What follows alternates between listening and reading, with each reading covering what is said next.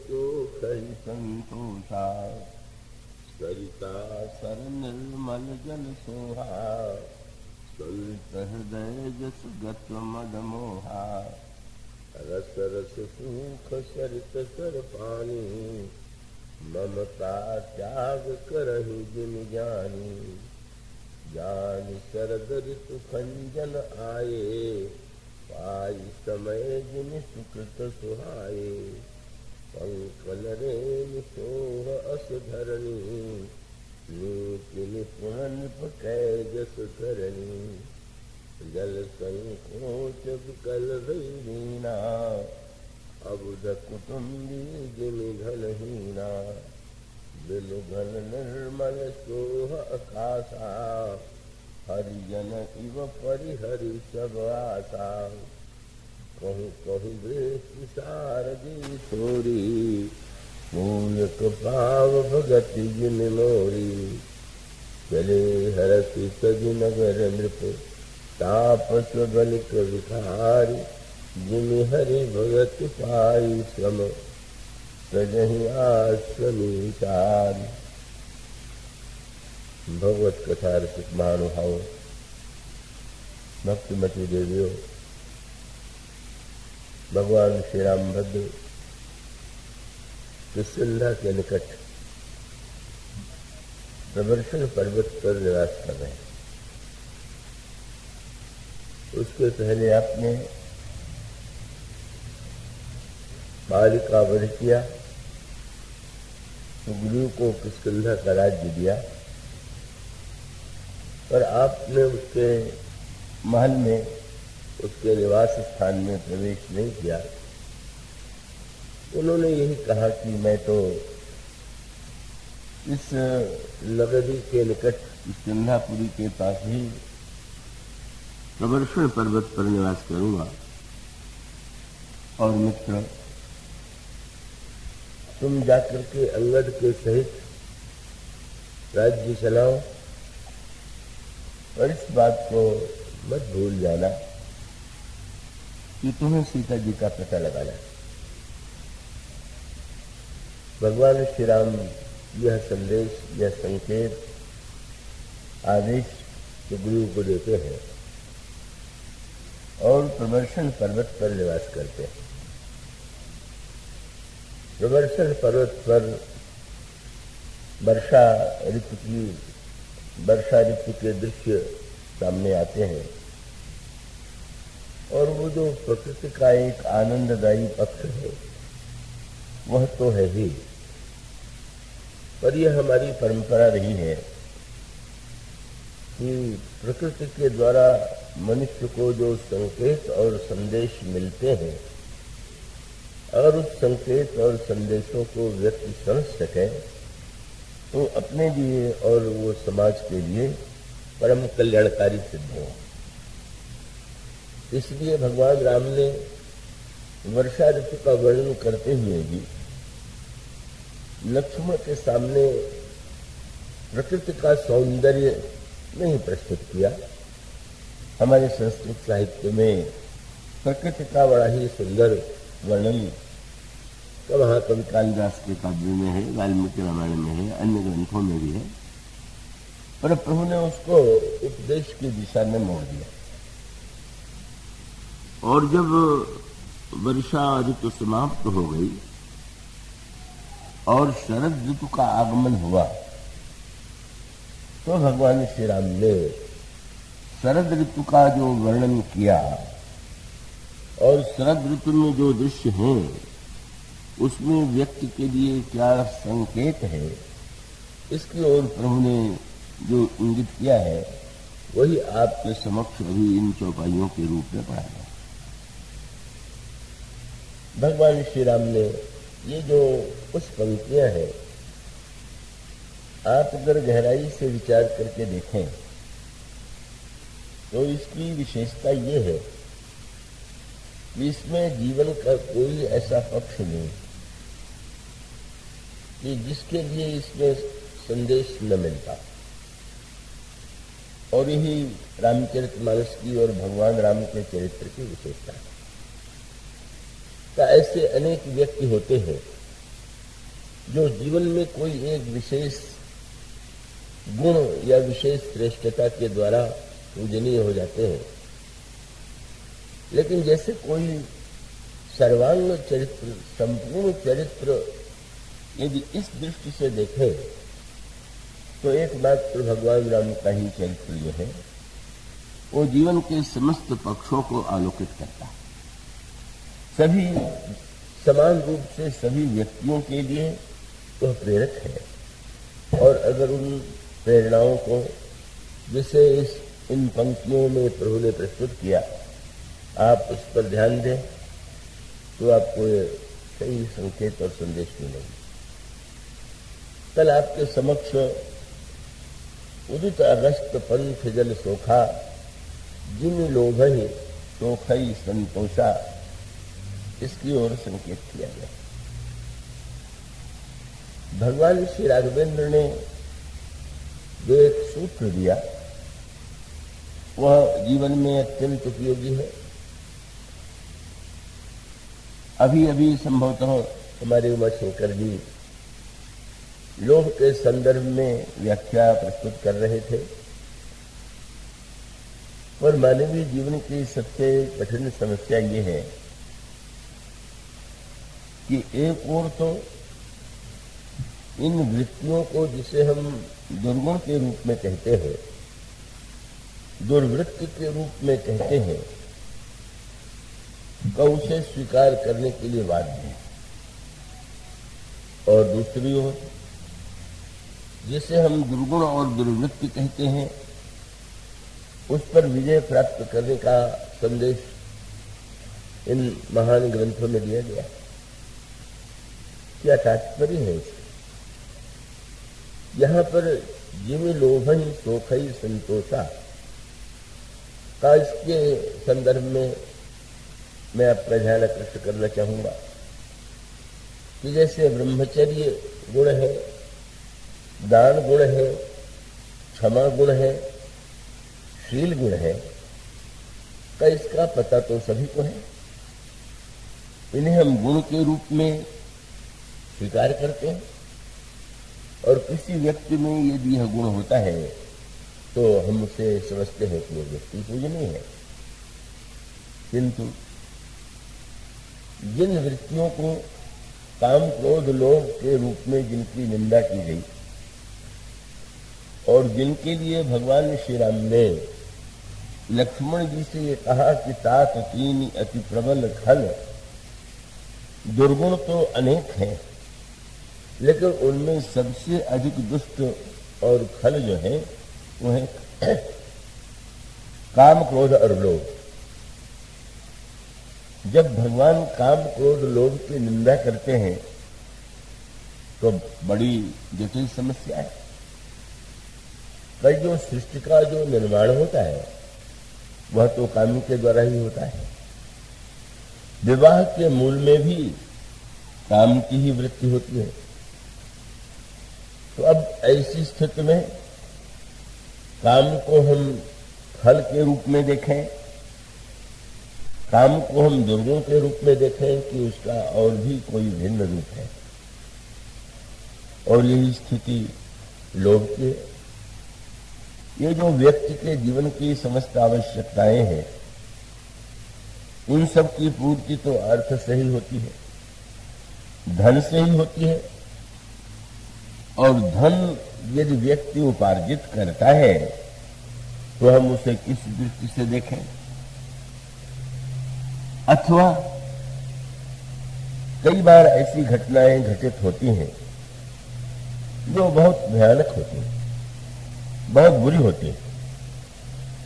और उन घटनाओं को देख करके अगर हमको ये लगे कि शांति और अहिंसा ही सबसे बड़ा धर्म है, तब तो उसका अभिप्राय ये है कि फिर वो अन्याय के विरुद्ध लड़ने की भी जो प्रेरणा व्यक्ति को प्राप्त होती है वह तो क्रोध के द्वारा ही होती है। कि जब मनुष्य अन्याय के विरुद्ध व्यक्ति के मन में आक्रोश होता है तो आक्रोश ही उसे प्रेरित करता है। और तब काम क्रोध लोभ की निंदा का तात्पर्य क्या है और अगर आप देखेंगे तो यहां जो सूत्र हैं उन पर दृष्टि डालिए। जल जो है जीवन के लिए कितना उपयोगी है। जल के बिना तो व्यक्ति का जीवन ही नहीं चल सकता, और इसीलिए जल के अनेक नामों में से एक नाम जीवन है। पर वो सूत्र तो बड़े महत्व का है। दो पंक्तियों पर दृष्टि डालिए कि मार्ग में जो गड्ढों में जल होता है वह भी तो जल ही है, नदी में जो जल है वह भी जल है, सरोवर में जो जल है वह भी जल है, और सड़क पर वर्षा ऋतु में का व्यक्तियों के चलते हुए सड़क की टूट फूट से उसमें जो जल एकत्र हो जाता है वह भी जल है। किंतु ये जो कीचड़ भरा हुआ जल है, क्या इससे हम जीवन की संज्ञा दे सकते हैं? क्या प्यास लगने पर कोई व्यक्ति का ये सोचेगा कि वो उस कीचड़ से भरे हुए जल को ही पी ले? और इसका सीधा सा तात्पर्य यह है कि वो जल का जो दो पक्ष है, एक ओर अगर जल मलिन है, गंदा है, तो अनेक अनेक रोगों को जन्म देने वाला है। जल के द्वारा कितने रोग उत्पन्न होते हैं इसके विषय में आप पढ़ते होंगे, सुनते रहते होंगे और अनुभव करते रहते होंगे। तो इसका अभिप्राय है कि जल जीवन भी है, और जल जो है वो मनुष्य के जीवन में रोगों की सृष्टि करके उसको विनाश की दिशा में भी ले जाता है। और तब गोस्वामी जी ने जब लोभ को जल की संज्ञा दी तो उसका सांकेतिक पक्ष क्या है? उसका अभिप्राय यह है कि अगर व्यक्ति के अंतःकरण में जैसा जल है वैसे मनुष्य के जीवन में अर्थ है, संपत्ति है, तो सारा संसार, सारे संसार का व्यवहार तो व्यक्ति के जीवन यापन और जीवन निर्वाह के लिए धन की आवश्यकता है। तो वस्तुतः जैसे जल अपेक्षित है, लेकिन उस जल की गंदगी, जब उस गंदे जल को हम पिएंगे तो हम रोगी होकर के मृत्यु की दिशा में बढ़ेंगे। इसी प्रकार से ये जो वृत्तियां हैं, तो इन वृत्तियों की सबसे बड़ी समस्या यही है कि इन वृत्तियों में व्यक्ति के जीवन में मलिनता, अंतःकरण मलिन हो जाता है, मन मलिन हो जाता है, और इसलिए आप दोनों ही संकेत तो पाएंगे। आप यह तो पाते ही हैं कि भगवान शंकर समाधि में बैठे हुए हैं। समाधि में क्योंकि बाहर दृष्टि डालने की जिसे कोई अपेक्षा नहीं है, जो अपने आत्म रूप में स्थित है, उसके लिए आवश्यक नहीं है कि वो बहिर्मुख होकर के संसार की ओर देखे। और यही शंकर जी की स्थिति है। और तब एक दैत्य उत्पन्न हो जाता है, और वो दैत्य जो है बड़ा अपने को बुद्धिमान मानने वाला है। वो तपस्या करता है, और साधना के बाद जब ब्रह्मा उससे पूछते हैं तुम क्या चाहते हो, तो उसने यही कहा कि मैं चाहता हूं कि मेरी मृत्यु न हो। ब्रह्मा ने कहा ये तो सृष्टि के नियम के विरुद्ध है, जन्म लेने के बाद मृत्यु होगी ही। और तब उसने अपनी बड़ी बुद्धिमत्ता से सोचा कि मैं इतनी चतुराई से वरदान मांगूं कि वो ब्रह्मा दे चाहे न दे, वो हमें तो मिल ही जाए।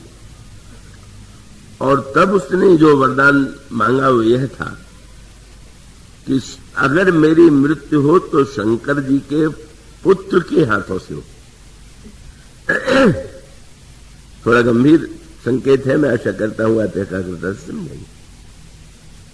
लेकिन ये इसके साथ साथ उसने एक वाक्य और जोड़ दिया।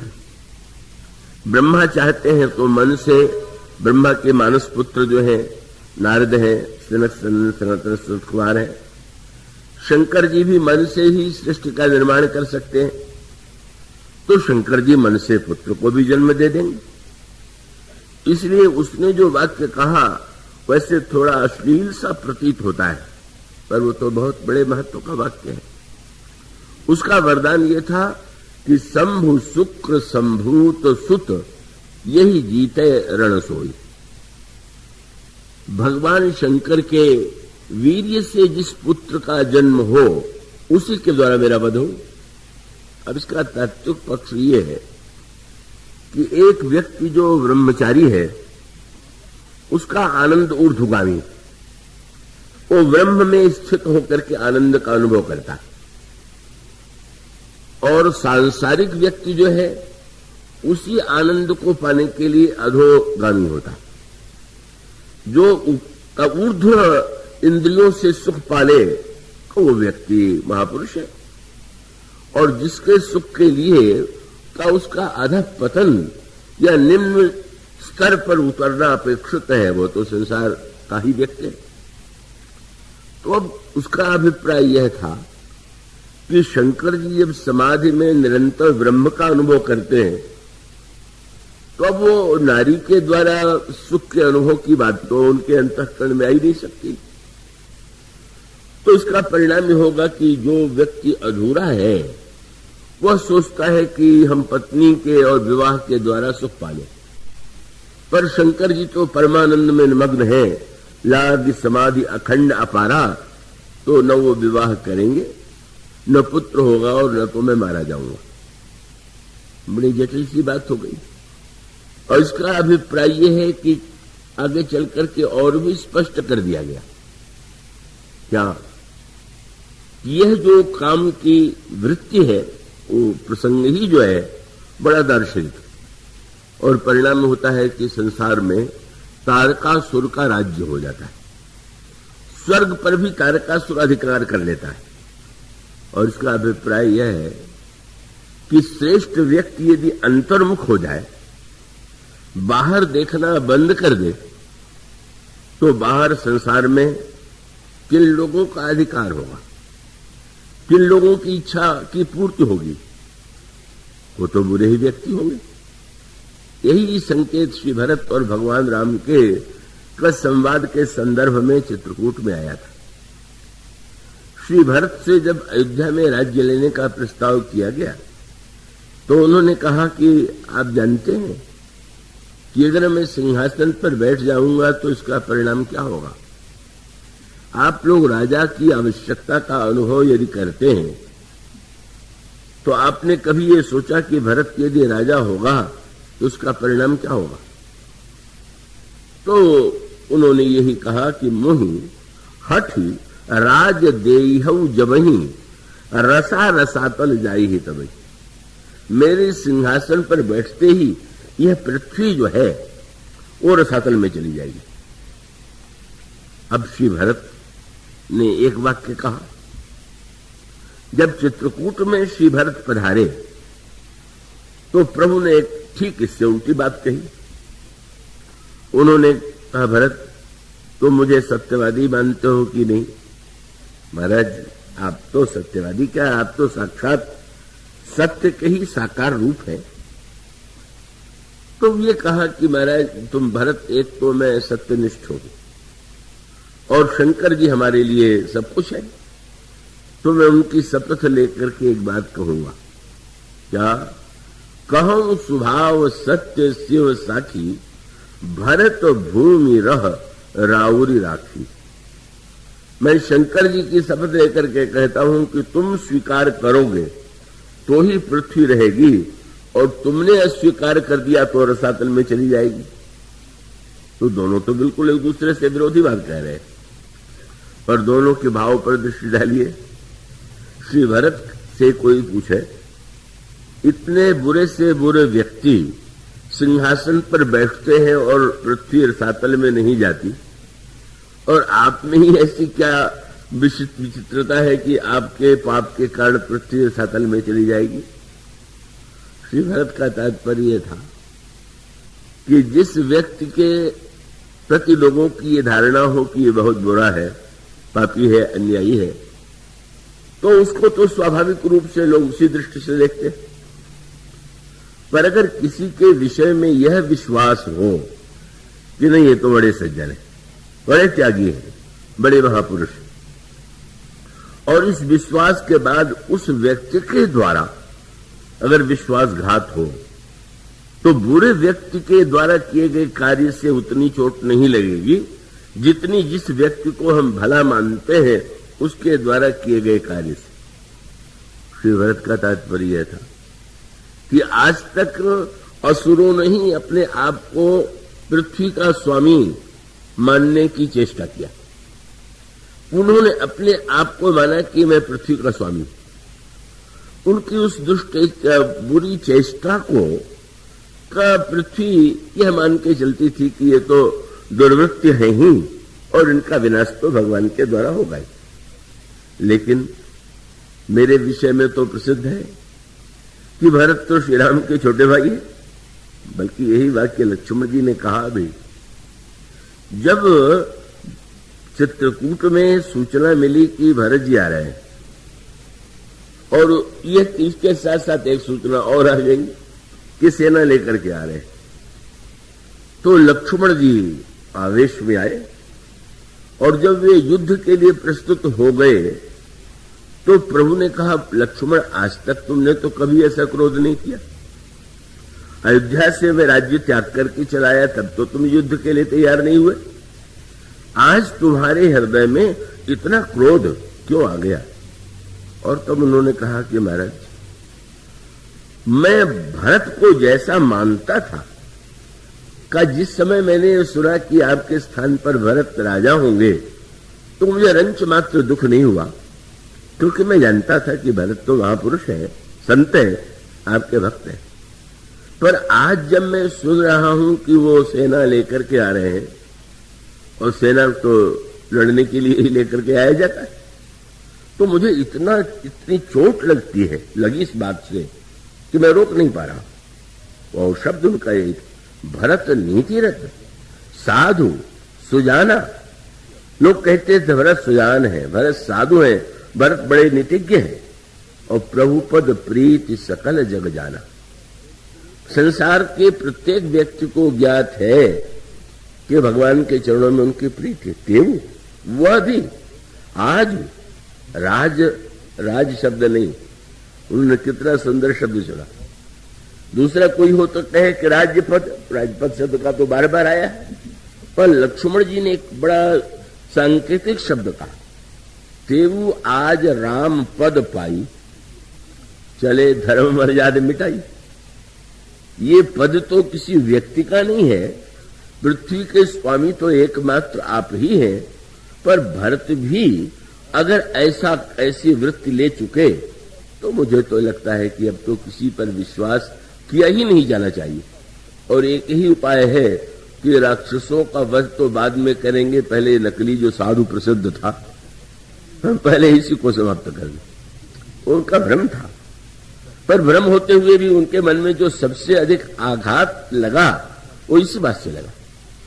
तो श्री भरत ने ये कहा कि अभी तक तो पृथ्वी या संसार के लोग इस रूप में देखते थे, लेकिन आप लोग जब मुझे सिंहासन पर बैठा देंगे, तो पृथ्वी सोचेगी कि जब भरत जैसा व्यक्ति मुझ पर अधिकार की कल्पना कर रहा है, स्वामित्व की भावना अपने में ला रहा है, तो बस मैं रसातल में ही चली जाऊं, बिल्कुल नष्ट हो जाऊं, ये सिंहासन सहित ये व्यक्ति नष्ट हो जाए। इसलिए आप लोग मुझसे आग्रह मत कीजिए राज्य स्वीकार करने का। और भगवान राम ने जब इसका खंडन किया, तो भगवान राम का तात्पर्य यह था कि भरत को तुम जैसे संत ही तो पृथ्वी को स्वीकार करके यह दिखला सकते हैं कि पृथ्वी को स्वीकार करने पर भी पृथ्वी के प्रति भोग की वृत्ति न हो, पृथ्वी के प्रति जो है स्वार्थ की वृत्ति न हो करके, अपितु पृथ्वी को मां के रूप में देख करके, जो मां पृथ्वी की सेवा करता हुआ दूसरों को भी धन्य बनावे। भरत, अगर तुम जैसे महापुरुष पृथ्वी को अस्वीकार करेंगे तो असुर तो स्वीकार करने के लिए तैयार है ही। तो मैं ये कहूंगा कि तुम जैसे संत को तो स्वीकार करके दिखाना चाहिए कि राजा बन जाना, सत्ता को स्वीकार कर लेना कोई पाप नहीं है। पाप तब है जब हमारे जीवन में पद मद बन जाए और हमारे जीवन में पतन और वो वृत्तियों का उदय हो। मानो सूत्र वही है कि संसार में अनेक ऐसी वस्तुएं हैं कि और वातावरण में बड़ी विषाक्तता होती है। तो उस विषाक्त वातावरण का एक निराकरण तो यह है कि हम आंख मूंद लें, हम अपने आनंद में स्थित हो जाए। पर अपने आनंद में स्थित होने के बाद भी समाज की क्या स्थिति होगी, यही संकेत यहां पर शंकर जी यदि अंतर्मुख है, समाधि में है, तो उसका लाभ तो तारकासुर को मिलता है।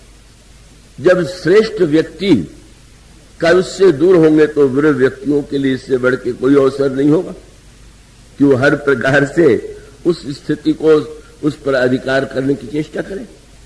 और तब इसीलिए तो ये बात आती कि अब शंकर जी विवाह कैसे करें, बाहर देखें और बाहर उनको कोई आवश्यकता का अनुभव हो, दोनों विवाह करें। शिव समाधि बैठे सब त्यागी।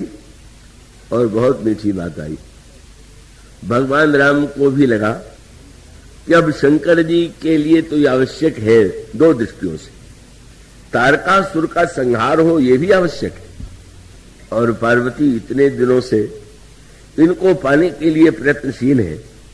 तो पार्वती का को स्वीकार करके शंकर जी तो स्वयं अनुभव करेंगे कि पार्वती का चरित्र कितना उच्च कोटि का है। और इसलिए भगवान राम शंकर जी के सामने प्रकट हो गए और यही कहा कि आज तो मैंने सुना है कि आप बड़े प्रसिद्ध दानी हैं। और तब उन्होंने यही कहा, अब विनती मम सुनहु शिव, जो मुंह पर निज नेहु, जाई विवाहु शैल जही, यह मोहि मांगे देव। आप विवाह कर दीजिए पार्वती से, ये मैं मांग रहा हूं दीजिए। अब शंकर जी प्रभु से नहीं कैसे करते, कहने लगे कि प्रभु कह शिव यद्यपि उचित अस नाही।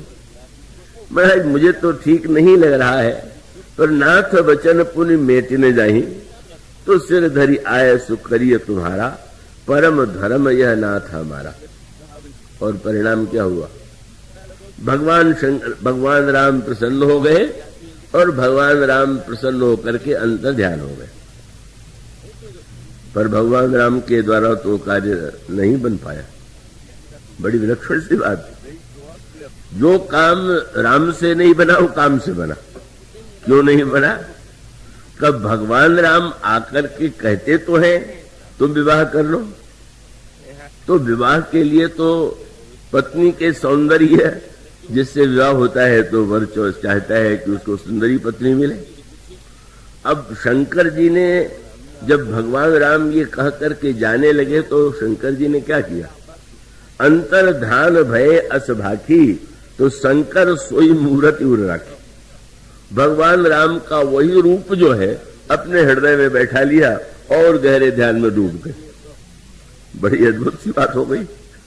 कब कोई व्यक्ति एक ओर तो निकलने की बात कहे और दूसरी ओर डूबो दे, तो शंकर जी तो भाव रस में भगवान के सौंदर्य में डूब गए और विवाह की याद नहीं रही।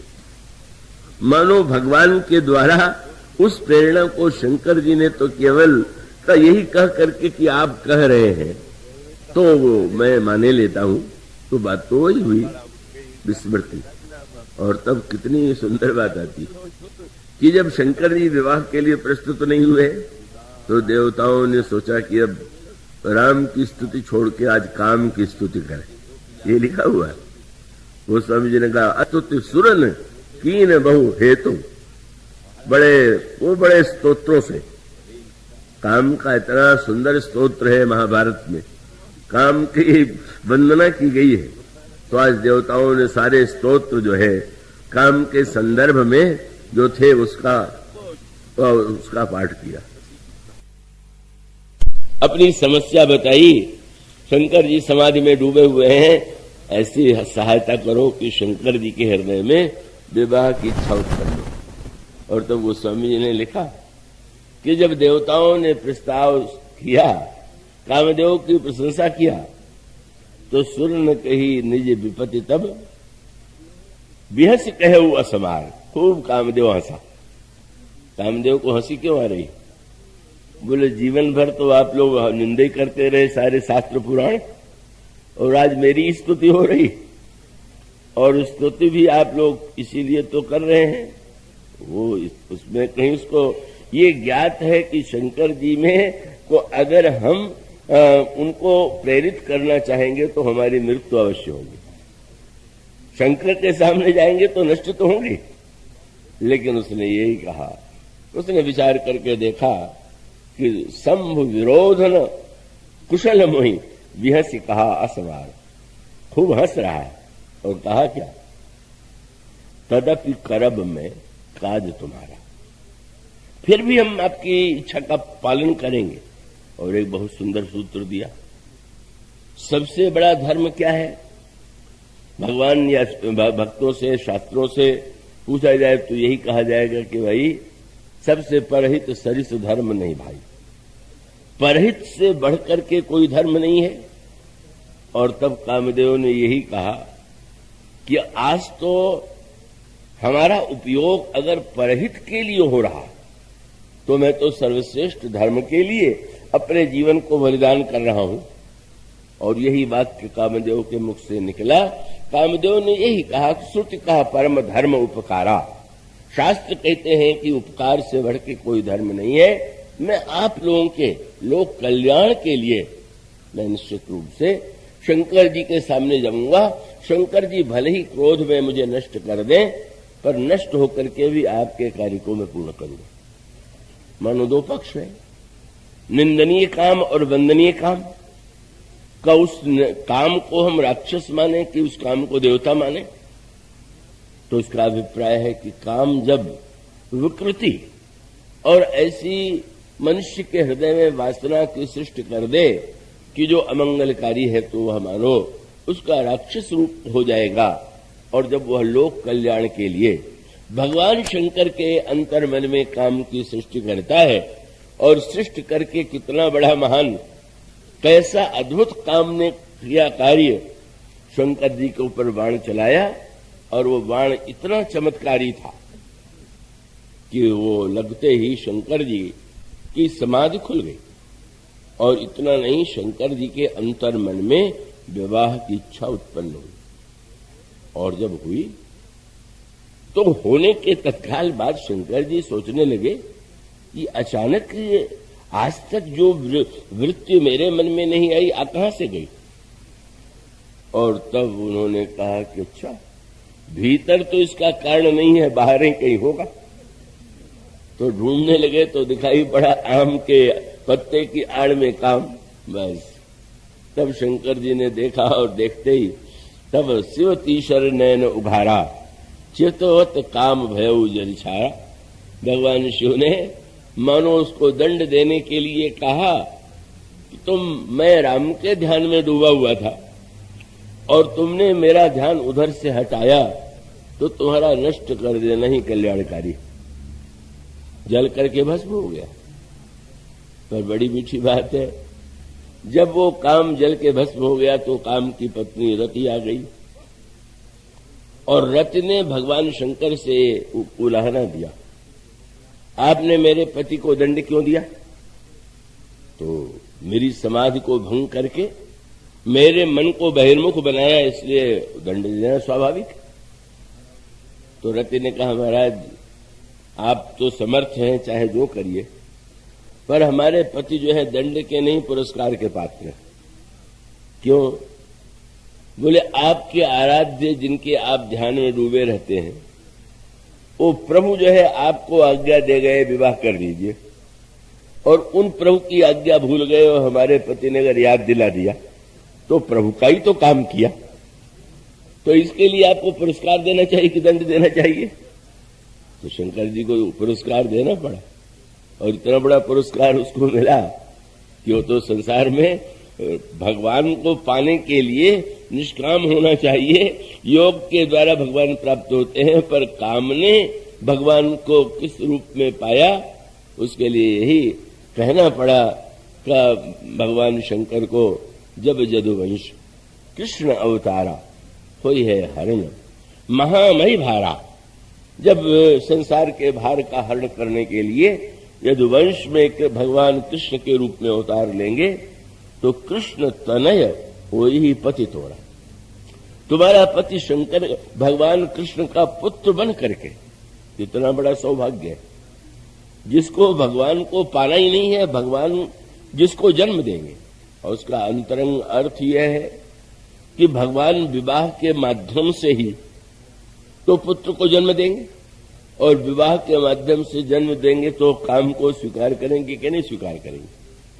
और इसका सांकेतिक अर्थ ये है कि यह जो जिन्हें हम दुर्गुण दुर्विचार कहते हैं, उनकी समस्या यही है कि वह मनुष्य के मन को इतना का इस प्रकार से मलिन बना देने वाले हैं।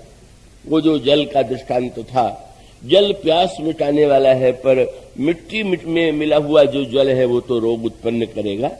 इसी प्रकार से हमारे अंतःकरण में जो कलुष उत्पन्न करने वाला काम है वो निंदनीय है। पर अगर वह काम केवल भगवान के पुत्र के रूप में लोक कल्याण के संदर्भ से जीवित रहे और रहना ही होगा। इसलिए लिखा हुआ कि शंकर जी ने जब काम को जला दिया तो कैसी प्रतिक्रिया लोगों पर हुई। सबसे अधिक दुखी तो बेचारे भोगी हुए। समुझ काम सुख, बस जितने भोगी थे वो दुखी हो गए। अब क्या होगा, काम ही नहीं होगा तो हमारी आनंद की वृत्ति ही समाप्त हो जाएगी। पर व्यंग्य क्या है कि वो जो सबसे अधिक प्रसन्न हुआ वो तारकासुर हो गया। तारकासुर प्रसन्न हो गया। क्यों प्रसन्न हो गया? चलो अच्छा है, जब काम ही नहीं रहेगा तो शंकर जी के पुत्र होने का प्रश्न ही नहीं है और मैं अमर हो जाऊंगा।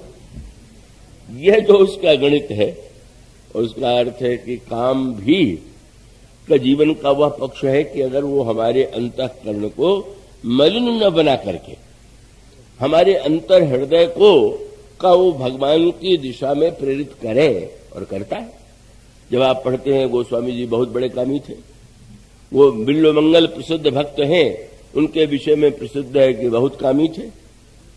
पर एक के काम की वृत्ति ने राम से मिला दिया, दूसरे के काम की वृत्ति ने कृष्ण से मिला दिया। और इसका अभिप्राय यही है कि किसी न किसी प्रकार से इन वृत्तियों को रहने देना है, पर इनमें जो मलिनता आ गई है, वो जो दोष है, उसी को समाप्त करने की चेष्टा करनी चाहिए। यही वृत्ति काम के संदर्भ में है, यही क्रोध के संदर्भ में। क्रोध की वृत्ति जो है, क्योंकि वो मनुष्य को अनावश्यक रूप से क्रोध की वह स्थिति, संकेत आता है ना, का एक ही सभा में दो ऐसे व्यक्ति हैं कि जिनमें क्रोध का लक्षण दिखाई देता है, और वो जनकपुर की सभा है। और जनकपुर की सभा में या तो लक्ष्मण जी में क्रोध है, और क्रोध साधारण नहीं।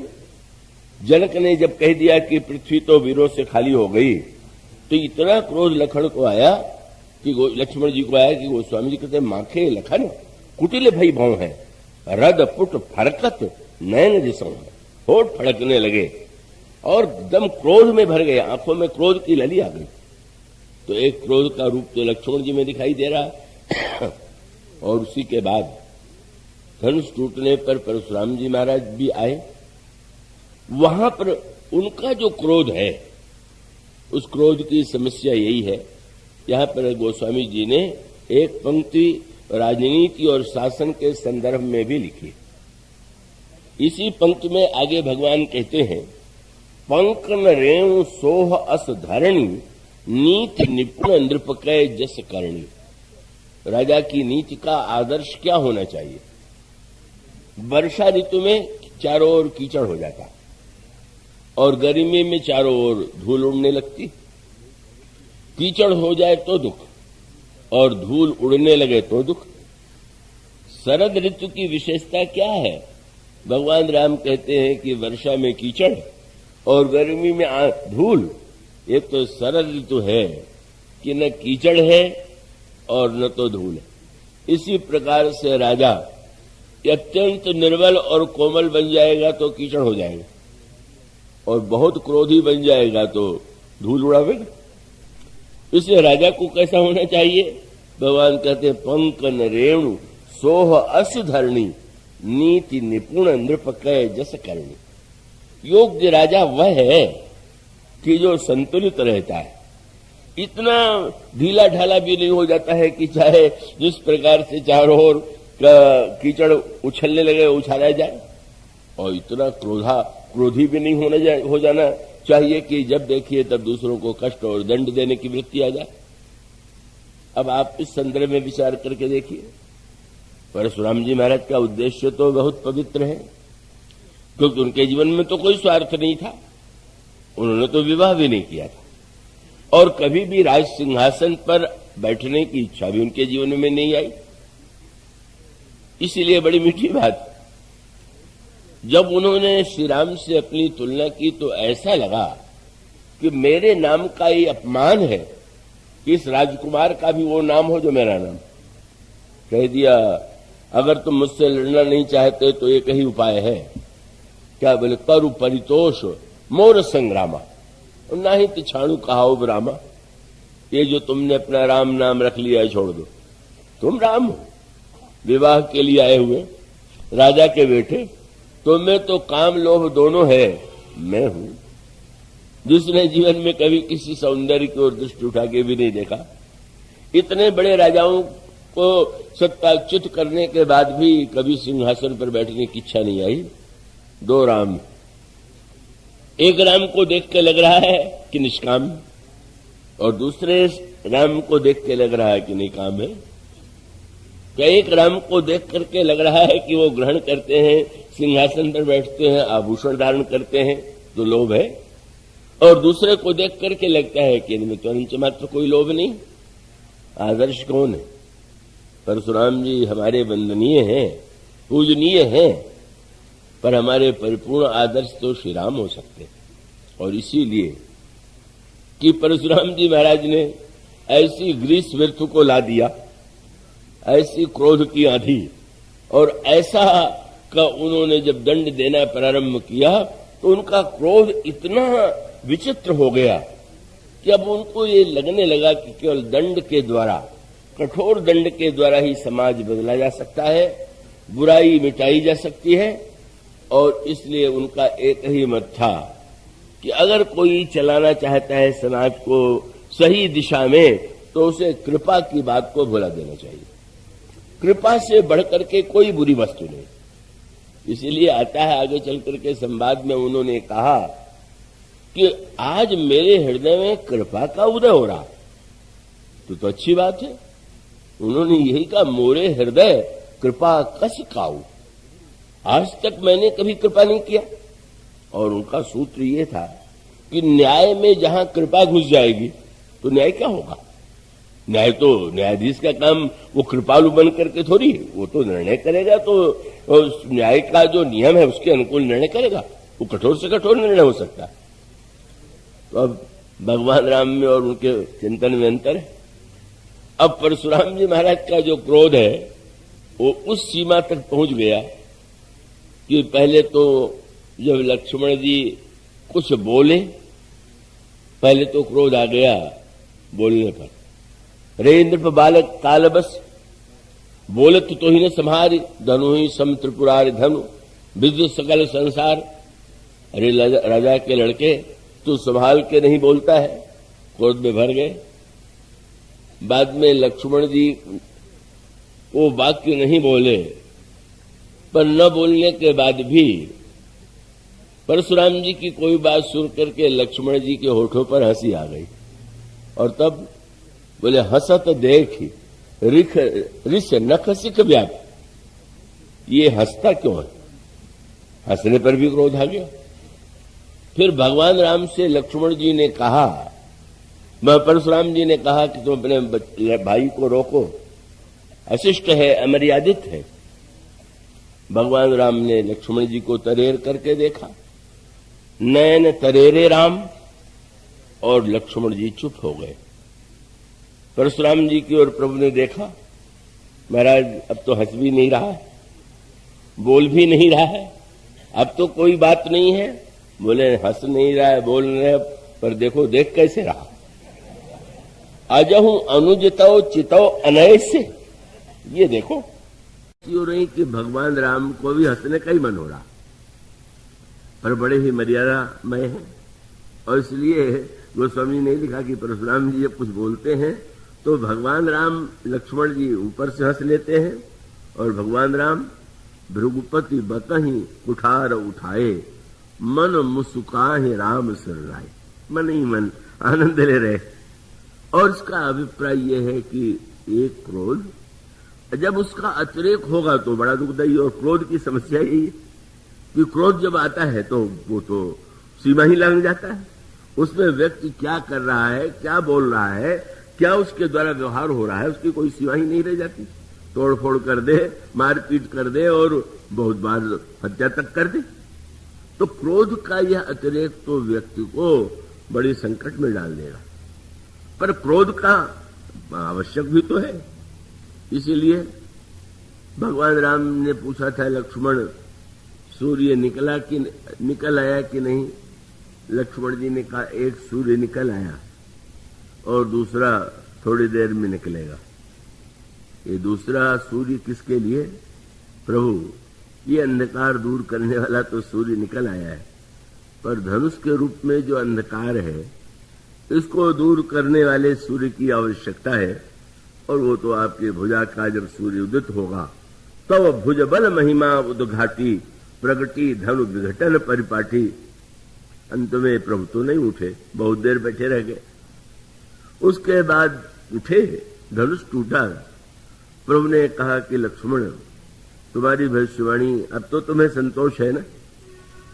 अब तो अंधकार दूर हो गया, तुम यही तो चाहते थे। और लक्ष्मण जी ने कहा कि प्रभु, उलाहने की बात यह है कि सूर्य निकला तो पर इतना विलंब लगा दिया कि लोग बड़े संकट में पड़ गए। और तब प्रभु ने हंस करके यही कहा कि सूर्य यदि विलंब से निकला तो उसमें कारण तो तुम ही हो, मैं क्यों? लक्ष्मण जानते हो ना, सूर्य के निकलने के पहले पूर्व दिशा में आकाश लाल हो जाता है। तो जब तक तुम्हारे क्रोध की लाली प्रकट न होती तब तक मेरे भुजा का सूर्य कैसे प्रकट होता? प्रेरणा देने के लिए इसलिए गोस्वामी जी ने कहा लक्ष्मण जी का क्रोध इतना प्रशंसनीय था कि जब क्रोध में उन्होंने जनक को फटकारा तो उनके प्रशंसकों के में जो नाम है, कौन? गोस्वामी ने लिखा सिंह या हर्ष। लक्ष्मण का क्रोध देख करके सबसे अधिक प्रसन्नता सीता जी को हुई।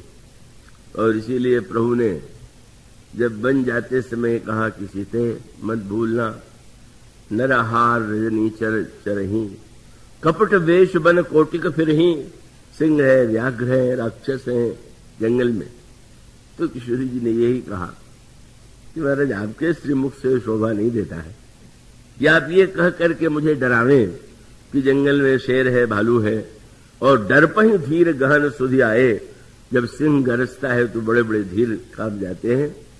और यही कहा कि आप तो है ही सर्वसमर्थ, पर आप अपने को अगर इससे अलग भी कर दें तो नाथ साथ प्रिय देवर साथा।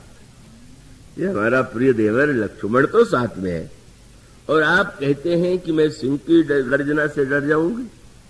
अरे हमारे देवर ने जब गर्जना किया तो सारा ब्रह्मांड डर गया, पर मुझे तो बहुत प्रसन्नता हुई, मुझे बड़ा विश्वास है। और ये लिखा हुआ है कि उनके क्रोध को देख करके प्रसन्न होने वालों में गुरु रघुपति सब मुनि मन माही, मुदित भये पुनि पुनि पुलकाय। इतने प्रसन्न हुए, रोमांच हो रहा है। मानो इसका अभिप्राय यह है किसी पवित्र उद्देश्य से प्रेरित करने के लिए, उत्साह उत्पन्न करने के लिए क्रोध की वृत्ति को भी स्वीकार करना आवश्यक है। और उस क्रोध के द्वारा लक्ष्मण स्वयं कोई अपनी इच्छा की पूर्ति नहीं कर रहे हैं, समाज के कल्याण के लिए प्रभु को प्रेरित कर रहे हैं, उत्साहित कर रहे हैं। और इसीलिए समुद्र के किनारे अगर विभीषण की बात मान करके उन्होंने कहा कि मैं अनशन करूंगा तो लक्ष्मण जी ने तुरंत कह दिया कि प्रभु अनशन मत कीजिए। कीजिए क्या? बोले कि सोखिए सिंधु करिए मनरोसा। क्रोध कीजिए, आप क्यों समय व्यर्थ नष्ट कर रहे हैं? भगवान राम लक्ष्मण की इस वाणी को सुनकर के हंसते ही है, प्रसन्न हो जाते हैं, क्योंकि लक्ष्मण जी ने कह दिया था, खादर मन कर एक अधारा, दैव दैव आलसी पुकारा। कायर ही दैव दैव पुकारते रहते हैं। ये आपके मुंह से दैव शब्द शोभा देता है? प्रसन्न क्यों हो गए?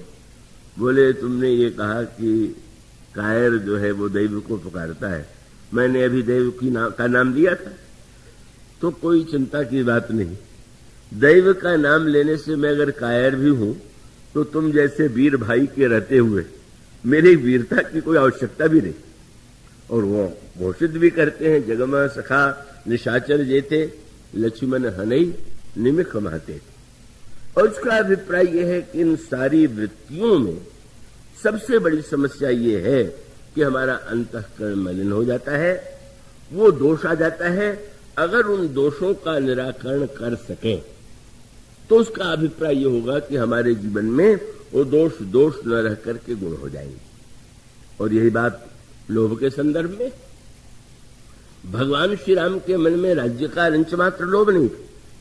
लोभ न राम ही राज कर, बहुत भरत पर प्रीत, महाराज दशरथ ने घोषणा किया था।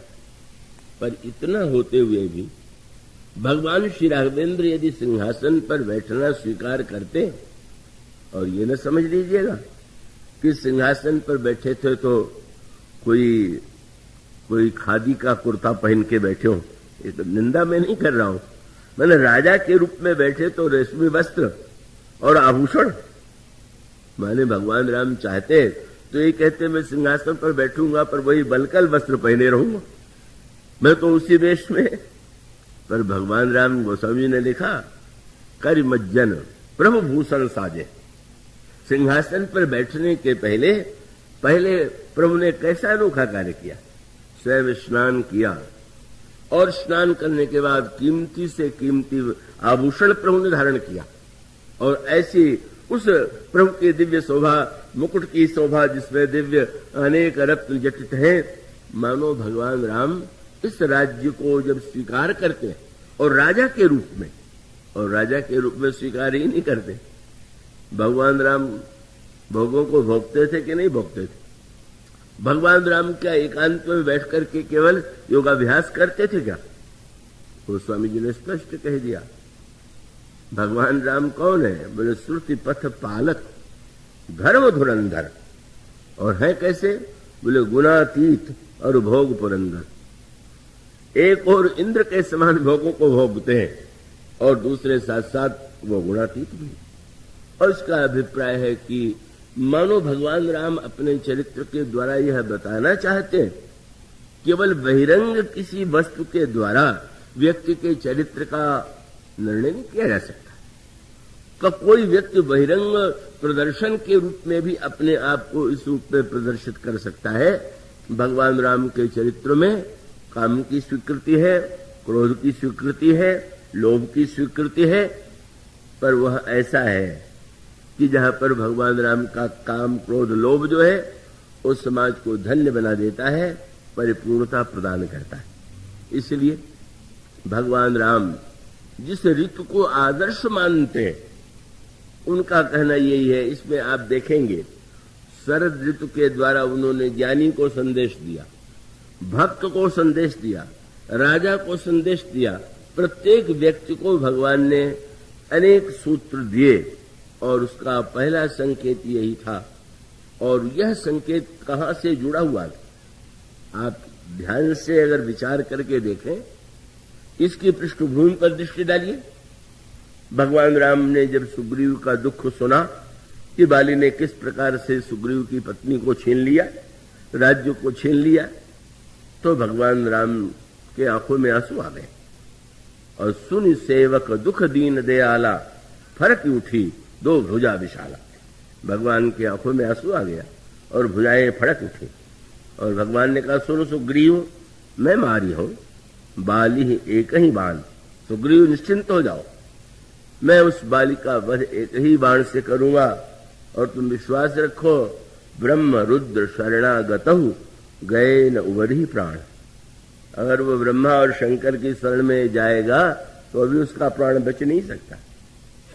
भगवान ने इतनी ऊंची बात कही और सुग्रीव कहने लगे, महाराज आप कह तो रहे हैं, पर आपको बाली के बल का पता है? लीजिए। भगवान से कहा, बाली महाबल अतिरण धीरा। साधारण बलवान उसको न समझेगा, आपने कह दिया एक ही बाण से। अरे महाराज आप कहते मारूंगा तो भी आप मैं एक ही बाण से मारूंगा। बाली तो बहुत बड़ा बलवान है। भगवान ने मुस्कुरा करके पूछा, तो तुम्हें संतोष कैसे होगा? तो 7 ताल के वृक्ष थे और दुंदुभी राक्षस के, अब बड़ा विशाल वो राक्षस था, उसकी हड्डियों का ढेर पड़ा हुआ था। तो उन्होंने कहा कि महाराज अगर कोई एक ही बाण से 7 तालों का भेदन कर दे और दुंदुभी राक्षस की हड्डी को 4 योजन दूर फेंक दे तो हम मान लेंगे कि वो बाली को मार सकता है। कैसी परीक्षा ले रहा है जीव। हड्डी भगवान से फेंकवा रहा है और वो कह रहा है, दुंदुभी अस्थिताल दिखराए बिनु प्रयास रघुनाथ ढाए। भगवान के लिए तो खेल था। एक ही बाण से जो है प्रभु ने ताल का भेदन कर दिया। अपने पैर के अंगूठे से उस ढेर के हड्डियों को उठा करके उतने दूर फेंक दिया। और तब देख अमित बल बाढ़ी प्रीति और बाली बधब इन भई परती थी। नहीं नहीं, मेरा भ्रम था, ये अवश्य बाली को मारेंगे। पर उससे बड़ा संकट तो अब आया। क्या? पहले तो ये संदेह था कि मार पाएंगे कि नहीं, और जब भगवान ने कहा और दिखा दिया तो ये विश्वास हो गया, तो वैराग्य आ गया। चले महाराज अब तो मेरा विचार बदल गया। क्या बदल गया? बोले महाराज नहीं चाहिए मुझे संपत्ति, नहीं चाहिए राज्य, नहीं चाहिए भोग। उन्होंने तो ये कहा कि महाराज नाथ कृपा मन भय अलोला। मेरा मन बिल्कुल शांत हो गया। और शांत होने के साथ साथ ये कहा कि क्यों नहीं चाहिए? बोले सुख संपत्ति परिवार बड़ाई सब परिहरी करिहो सेवकाई। सुख संपत्ति परिवार बड़ाई, हम सब कुछ छोड़ के आपका भजन करेंगे। क्यों? ये सब राम भगत के बाधक, ये सब भगवान की भक्ति में बाधक है। सब कुछ छोड़ के भजन करेंगे। और आज से तो बाली के प्रति मेरे मन में द्वेष क्या, मैं तो बाली को मन ही मन प्रणाम करता हूं कि बाली परम हित जासु प्रसादा मिले वो राम तुम समन विषादा। वाह वाह, बाली कितना महान है। अगर वो ऐसा व्यवहार न करता तो आप कैसे मिलते? और उसके बाद और भी ऊंची बात ये कहा, महाराज शत्रु मित्र सुख दुख जग माही माया कृत परमार्थ नहीं। ये शत्रु मित्र सुख दुख ये सब माया का खेल है, परमार्थ सत्य थोड़ी। इतना ऊंचा ज्ञान, ऐसी ऊंची भक्ति, ऐसा ऊंचा वैराग्य जब भगवान ने सुना तो भगवान पर प्रभाव क्या पड़ा? सुन विराग संजित कपिबानी। बंदर ने छलांग तो अच्छी लगाई, अच्छा डालिए से डाली पर कूदा चला जा रहा। सुन विराग संजित कपिबानी, मानो हम लोग भी और समय समय पर उसको दोहराते रहते हैं। हृदय में होता है नहीं, उस स्थिति का अनुभव होने के बाद कोई कहे तो सार्थक। और अनुभव के पहले हम वो बात कहने लगे जो वेदांत में लिखा हुआ है या भक्त शास्त्र में लिखा हुआ है, यही मानो। भगवान ने कहा कि भाई अब तुम ये कह रहे हो, लेकिन तुम तो जो कह रहे हो तो ठीक ही है। ठीक है ही, मैंने जो सिद्धांत तुम कह रहे हो वो सिद्धांत से बिल्कुल सत्य है। पर प्रभु ने कह दिया कि पर मित्र तुम ये भी तो जानते हो कि सखा वचन मम मृषा न होई। पर मित्र मेरी बात भी तो झूठी नहीं होती। सुग्रीव ने कहा, अच्छा मुझे तो लड़ने की इच्छा नहीं है, पर आपके सत्य को बचाने के लिए जैसा कहिए वो मैं करूं। प्रभु को बड़ा आनंद आया। बोले मेरे ऊपर ये एहसान करने जा रहे हैं, अब जो कार्य करेंगे वो मेरे ऊपर कृपा करके, क्योंकि इनमें ज्ञान वैराग्य और भक्ति सब आ गई है। और जब प्रभु ने कहा कि अच्छा जाओ बाली को पुकारो, गर्जना किया और गर्जना के पश्चात बाली निकल करके आया और जो ही बाली का एक मुक्का सुग्रीव पर लगा, ऐसे घबराए तब सुग्रीव विकल होई भागा। एक ही मुक्के में न ज्ञान रहा, न वैराग्य रहा, न तो भक्ति रही। व्याकुल होकर भगवान के पास आए, प्रभु आपने तो कहा था एक ही बाण से मारेंगे। प्रभु ने कहा भाई मैं पहचान ही नहीं पाया कौन बाली है और कौन सुग्रीव। वहां बाली अपनी पत्नी को वेदांत सुना रहा था और यहां ये भगवान को सुना रहा था। बाली से जब पत्नी ने कहा कि महाराज वो तो जानते हैं सुग्रीव ने जिनसे मित्रता किया है वो बड़े बलवान, तो बाली ने कहा बलवान, अरे वो तो ईश्वर है। और तब ईश्वर है तो आपको डर नहीं लगता? तो नहीं, डर नहीं लगता। क्यों? कहा बाली सुनो, भीरु प्रिय समदर्शी रघुनाथ। शास्त्रों में कहा हुआ कि ईश्वर समदर्शी है, तो मुझमें और सुग्रीव में भेद कर ही नहीं सकता। तो बोले महाराज ये तो वेदांत का लक्षण है, अगर भगवान मार दे तो उसने भक्ति की सबसे ऊंची बात कही। जो कदाच मुझे मारे तो पुण्य हो सनात। अगर मुझे मार देंगे तो मैं सनात हो जाऊंगा, तो भक्ति की सबसे ऊंची भावना है। तो स्वामी जी से किसी ने कहा कि इसका अर्थ ये है कि ऊपर से चाहे जैसा रहा हो पर भीतर से तो पक्का ज्ञानी और पक्का भक्त है। तुलसीदास जी ने बाली को एक ही उपाधि दिया, क्या? बोले गोस्वामी जी ने कहा अस कही चला महाअभिमानी। ये न ज्ञानी है न भक्त है, ये तो केवल शुद्ध अभिमानी। भगवान का व्यंग था कि एक तुम्हारा बड़ा भाई जो इतने ऊंचे वेदांत और भक्त में और तुम भी, मैं कैसे भेद कर पाता कि कौन बाली है और कौन सुग्रीव है? तुम तो दोनों बिल्कुल एक ही जैसे लगे। तब सुग्रीव उस स्तर पर बोले जहां पर जो बोलना चाहिए उन्हें। बोलना क्या सत्य है मत तो नहीं है।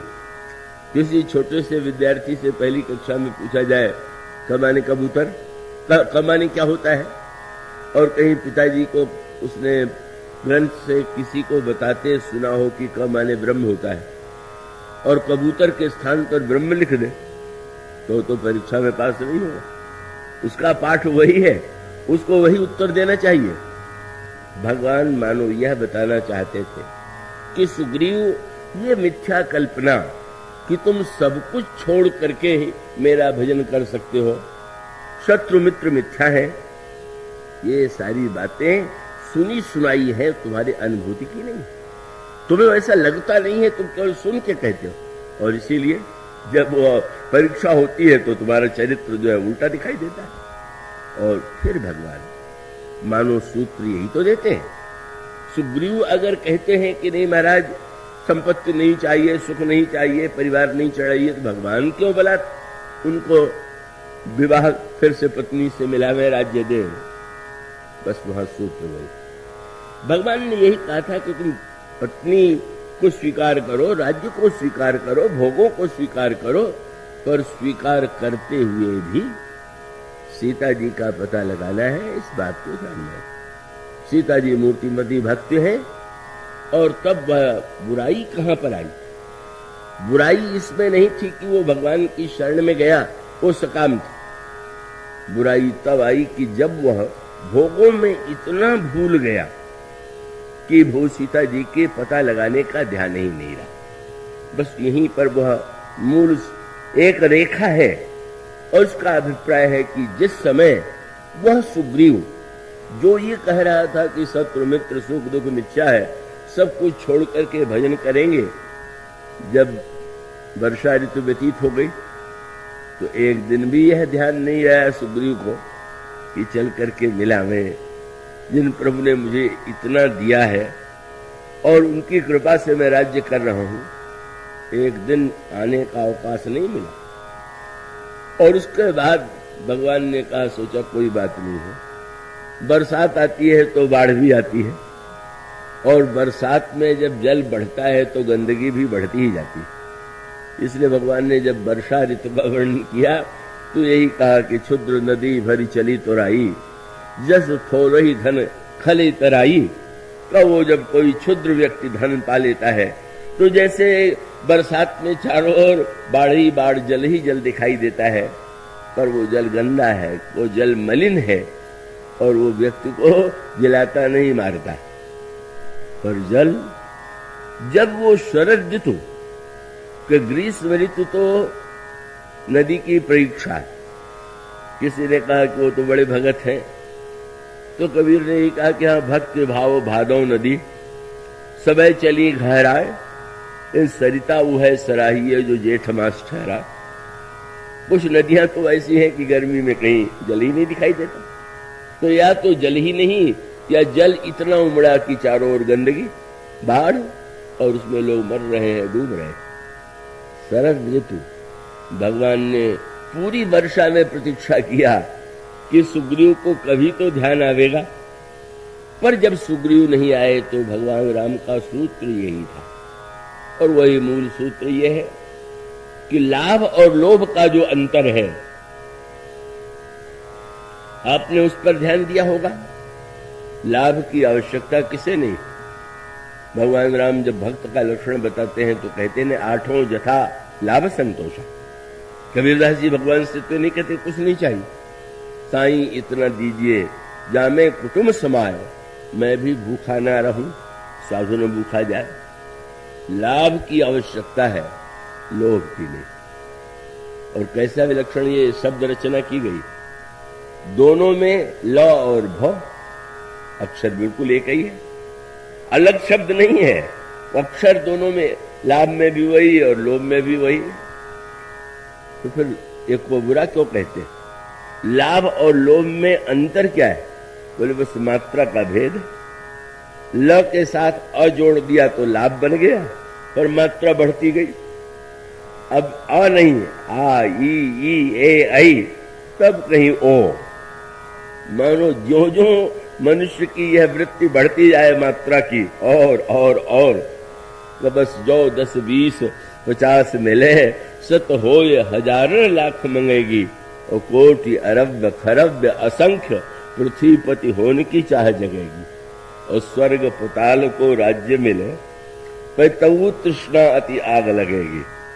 यही है लोभ, मात्रा बढ़ती जा रही, एक मात्रा से नहीं, और तब सुंदर जी ने जो बात कही वही बात यहाँ पर, वो तो प्रभु की वाणी ही है।